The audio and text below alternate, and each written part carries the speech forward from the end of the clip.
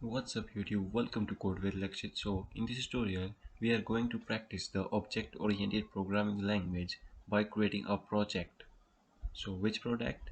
We will create a banking application to practice the object-oriented programming language. So let me show you how this program will look like. So here's our file, and if I run it, it will ask us for three values, what you want to do. Press T for deposit, press T for transfer, and press W for withdraw. Let's deposit. How much amount you want to deposit? Let's say 300.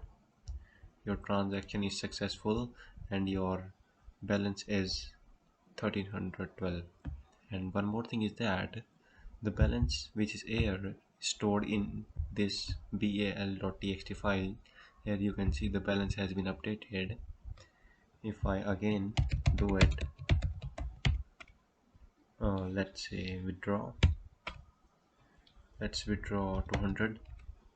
Your balance is now 112, and here the balance is also updated. So in this tutorial we will build this application. So let's begin.